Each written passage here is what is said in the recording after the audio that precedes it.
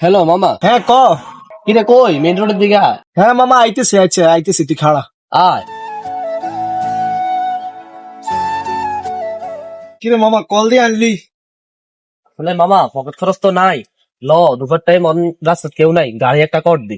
আসলে এই কয়দিন তো ধান্দা বান্ধা হইতেছে না, পকেটও কিছু পয়সা নাই, রাস্তাও ফাঁকা আছে, চাই কারো কর দিতে পারিনি। হ সাই অটো টটো আইয়ে নেই একটা কর দি দি। এটাই চাই পকেট খরচ হয়নি। হ আচ্ছা সানটা ওই সাইডে খাড়াই, গাড়ি আইলে একটা কর দিয়ে দিব। হ আয়।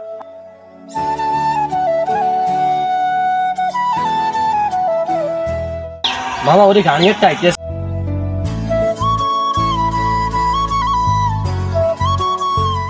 কই যাবে? ওই আমরা যাবো ওই ব্রিজের ধরে যাবো, যাইবেন? হ্যাঁ যাইম তো। আচ্ছা ঠিক আছে।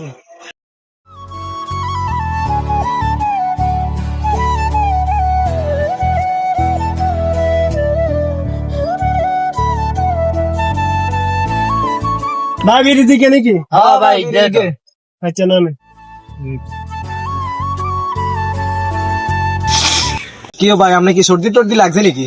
আরে ভাই সর্দি তো লাগছে, টিস্যু আছে নি? হ্যাঁ ভাই, আমরা তো টিস্যু অল টাইম লগে রাই, কারণ এখন আবহাওয়া চেঞ্জ হইতেছে না, ঠান্ডা লাগে, এই কারণে টিস্যু লগে রাই সব সময়। সানি টিস্যু কেন দেন? এখানে হ্যাঁ ধরেন। ভাই এটা মাথাতে ঘুরায় ভাই, আমার টিস্যু রাতে দেন মাথা ঘুরায়, সাথে গোল গোল লাগে।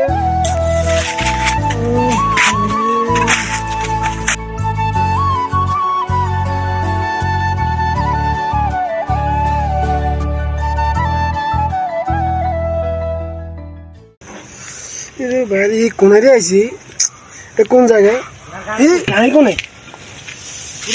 গাড়ি কোনে?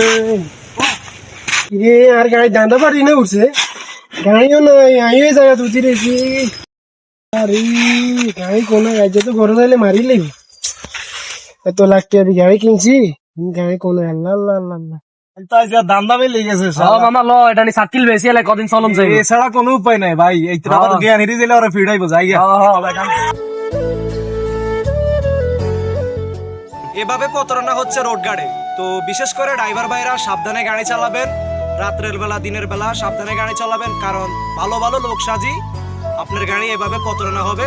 তো কোনো অচেনা লোক যদি আপনাকে গাড়ির মধ্যে কিছু দিয়ে থাকে, এগুলো ইউজ করবেন না বা ব্যবহার করবেন না, সাবধানে চলাফেরা করবেন।